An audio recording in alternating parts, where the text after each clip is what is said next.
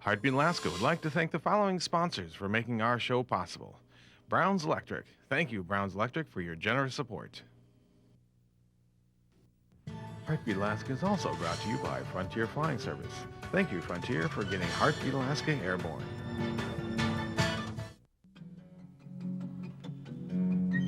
This program is brought to you in part by the Norton Sound Economic Development Corporation.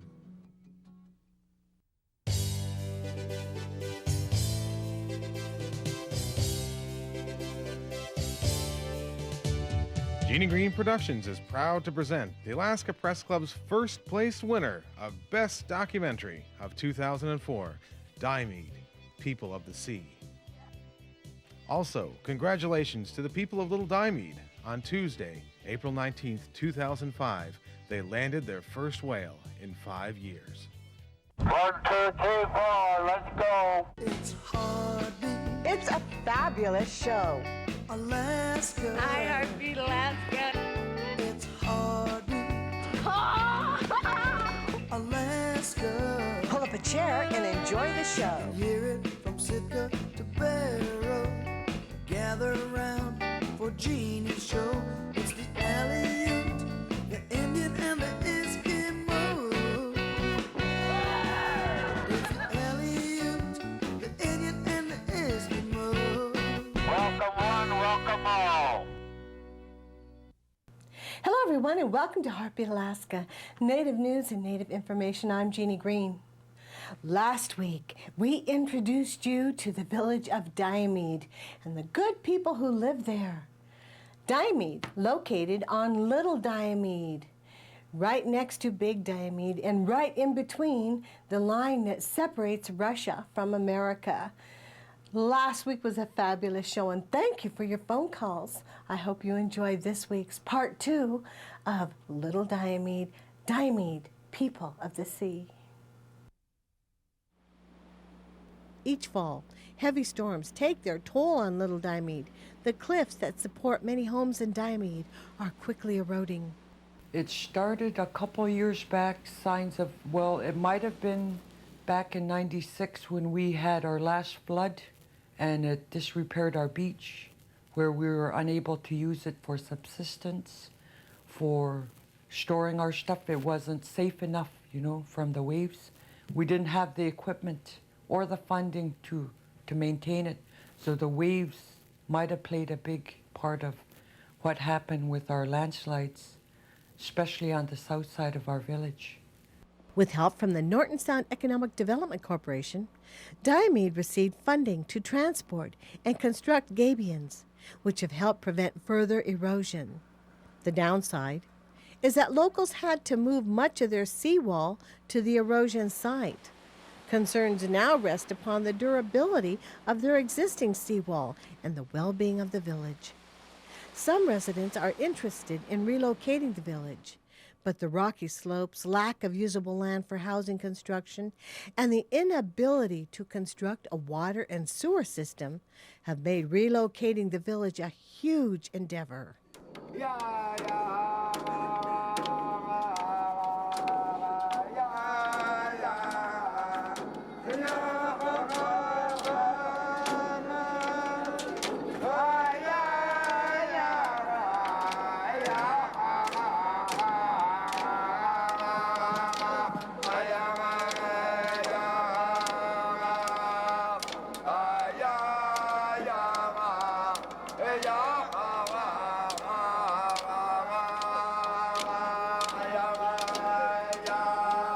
Although times have changed, and so have many places around the world, Diomede remains the same in many ways.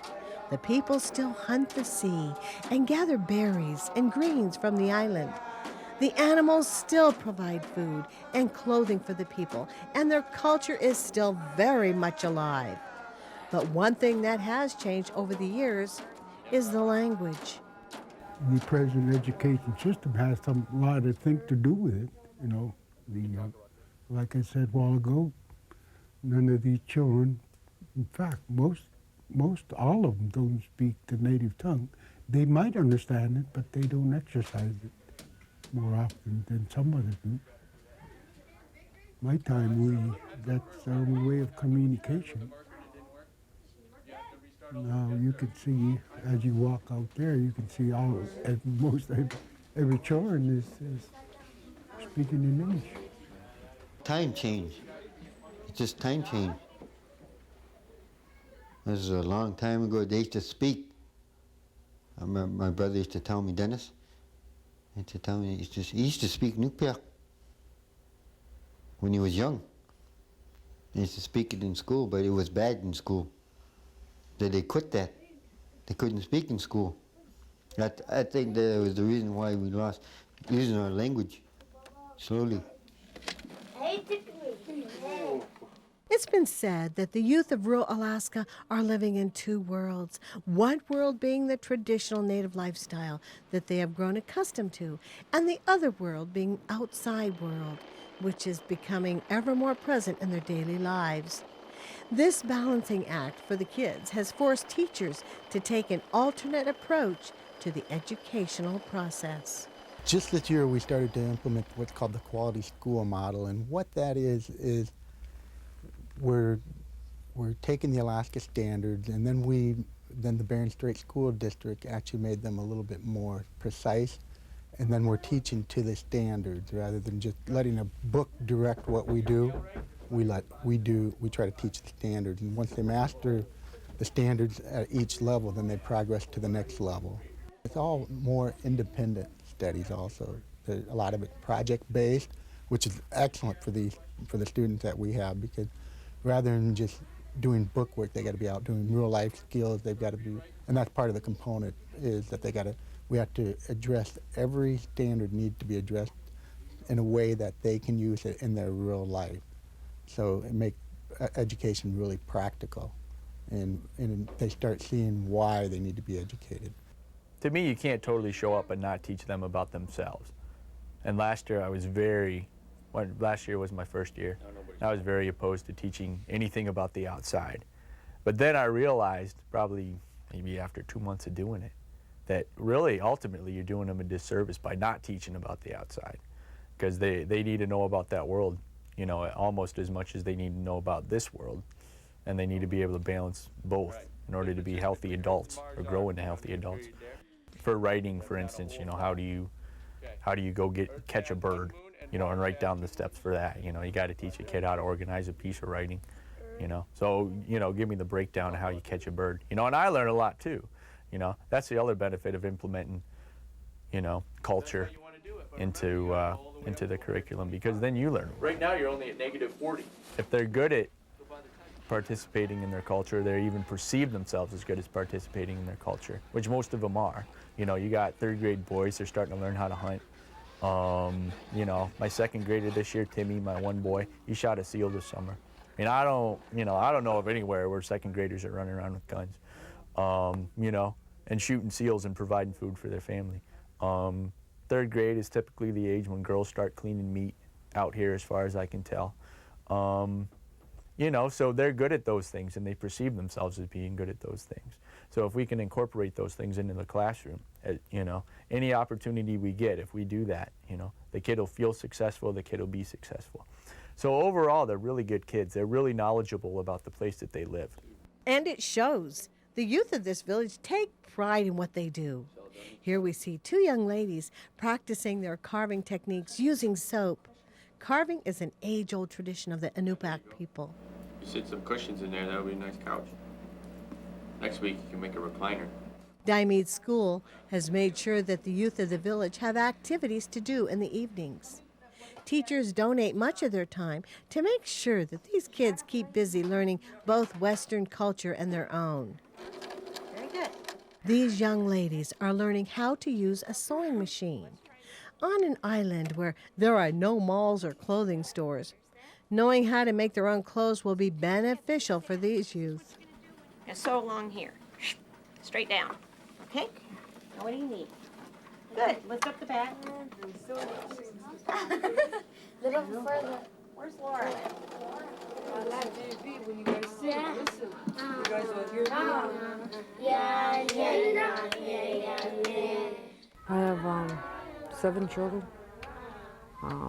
I didn't grow up learning my Inupiaq language, and this is one thing I could teach my kids, and because I love them, and other kids. Andrea Soolook spends many of her evenings at the school teaching the youth many of the traditional songs and some not so traditional songs. They come from Diomede, some are from Russia, some are, I guess, what our elders made. You know, like stuff that came before, like we have a helicopter song, and when the first helicopter came, I guess one of our elders made it.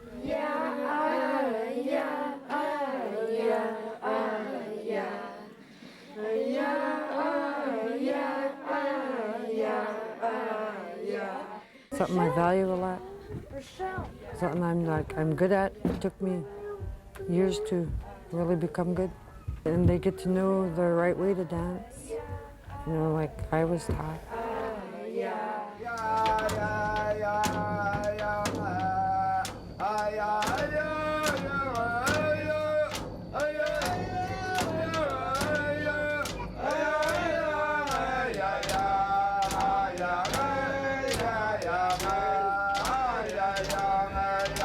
The power of song and dance rings back through centuries. It's more than stories and movements. It's one way that these people express themselves and share with others, sharing who they are.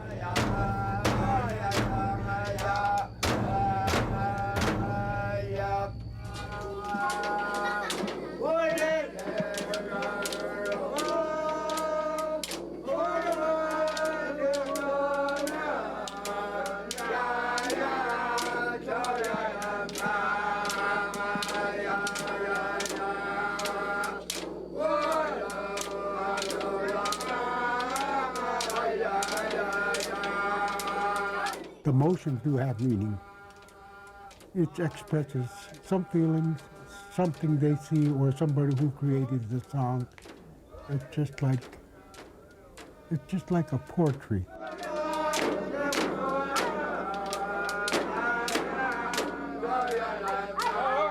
Years ago, it's one form of entertainment. In fact, only entertainment for it's within the community. The old folks used to say, I used to remember saying that when you feel down, when you feel depressed, the best place to go to the dances, Eskimo dances, and it make you feel a lot better. It still is.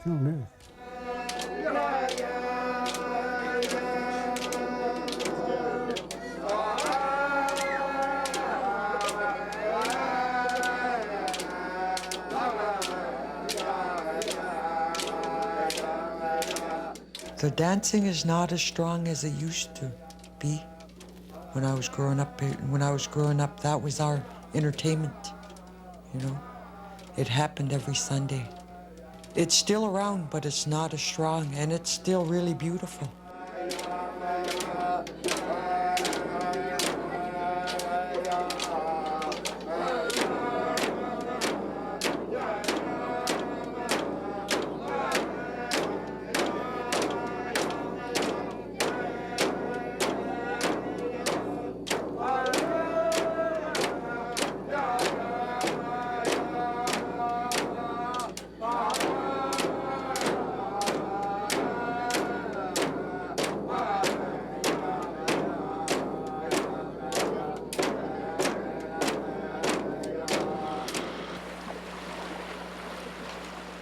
For the past 2 days, there have been few seals coming close to the island. Today, Andrew has decided to try hunting a little closer to town. A cormorant drifts by, closely watching the hunter, but Andrew pays little attention to the long-necked bird. However, a duck has caught his attention.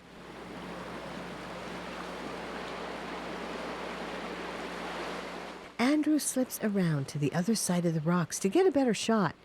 If there's one lesson the hunters of Diomede have learned, it's that patience pays off.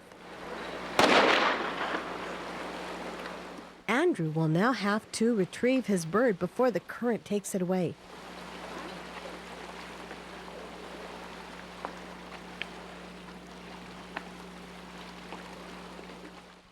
As the bird drifts around the point, Andrew tosses his throwing line out. The object is to snag part of the bird with the hooks of the throwing line.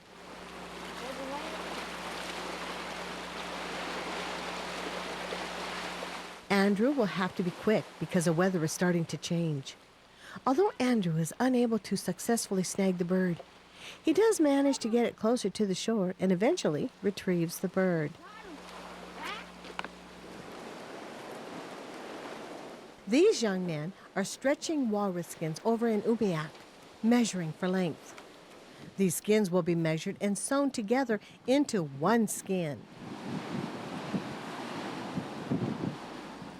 The skin sewers of Diomede are experts at what they do.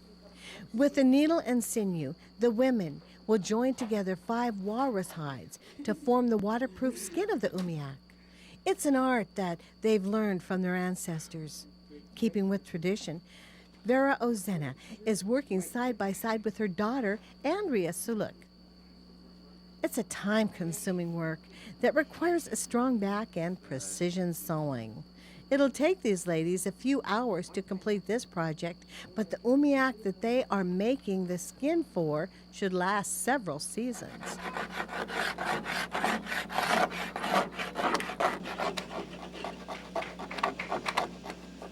In the meantime, the Umiak must be cleaned and prepped before the new skins can be put on. It's a long process that can take all day to complete.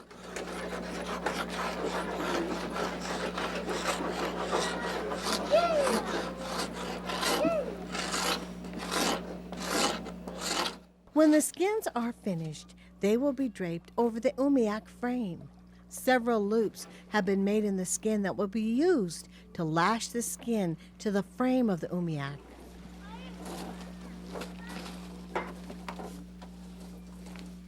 Travis Koyertuk is helping tie down the skins to the Umiak. Around here, the youth are actively involved in subsistence activities, something the adults of this community are proud to see.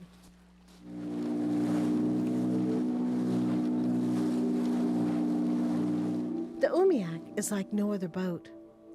Umiaks can hold an incredible amount of weight, and unlike aluminum boats, Umiaks are extremely flexible and durable.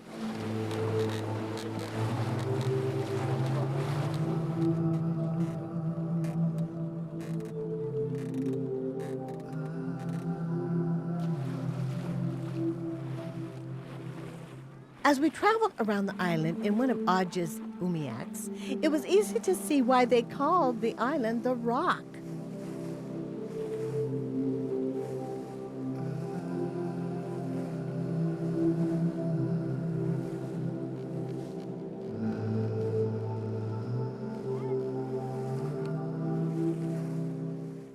On the east coast of the island, we passed a popular place for picking berries and greens, known as the Valley.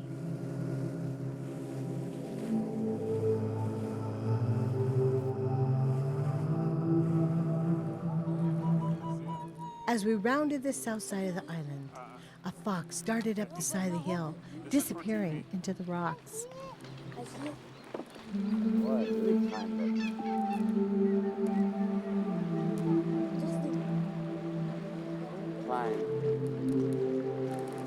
By the time we traveled around the island, the sun was setting and the lights of Diomede reflected off the water, as though to say, "Welcome home."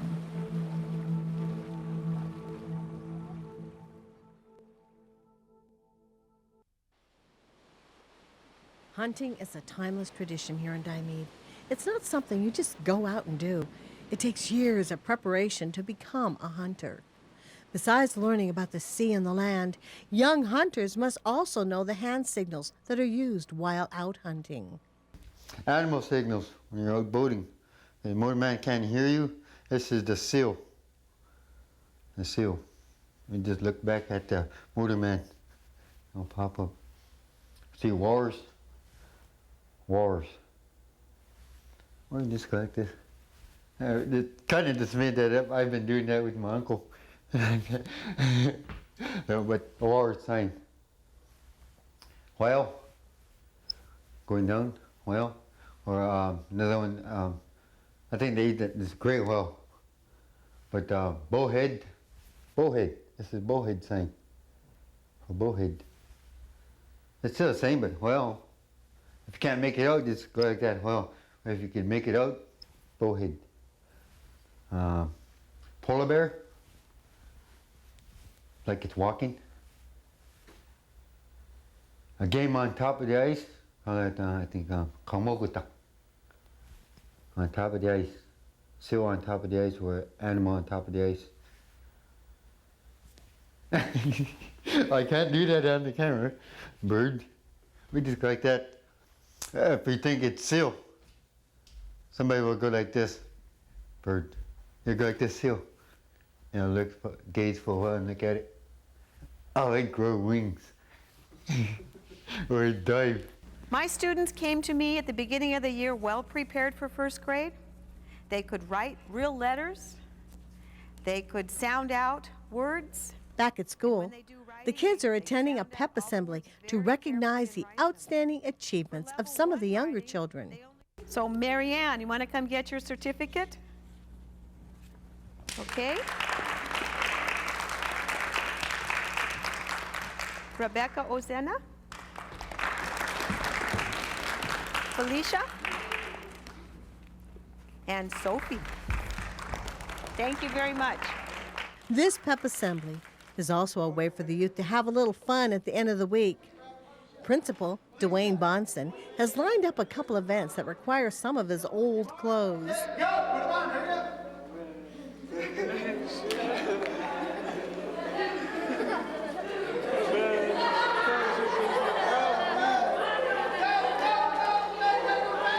The object here: put on a suit and tie, run down to the other end of the gym, take off the suit and tie, and let your teammate do the same thing.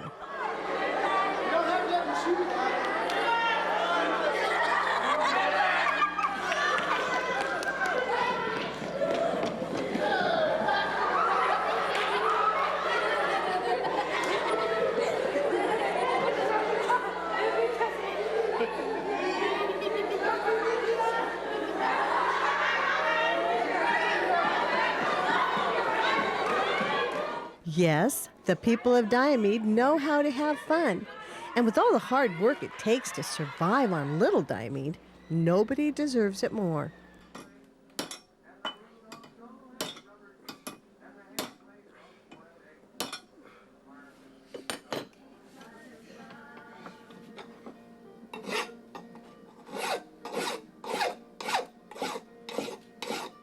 For the past 2 days, there have been few seals coming close to the island. But that hasn't seemed to discourage Andrew. In fact, he's making himself a new throwing line out of driftwood and screws. You don't just go down to the store and buy a throwing line. You spend the hours it takes to do it right, the way your elders taught you. Pounding, bending, and turning until the desired outcome is achieved. It's this kind of dedication and commitment that one must have to live here on the island known as Inalik.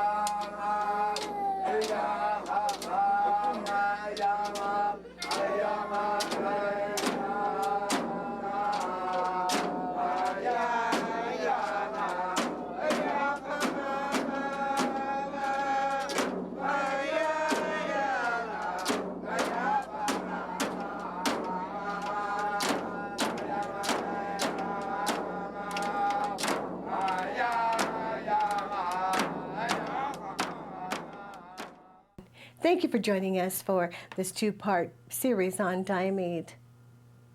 I'm in my new location.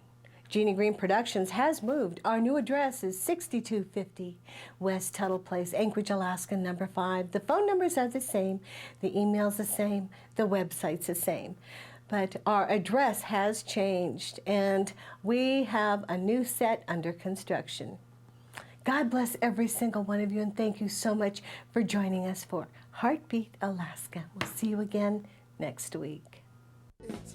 To purchase a copy of this program, have your credit card ready and call area code 907-563-7440 or send $20 check or money order to Jeannie Green Productions, 6250 Tuttle Place, Suite number 5, Anchorage, Alaska 99507. Ask for the program number listed below.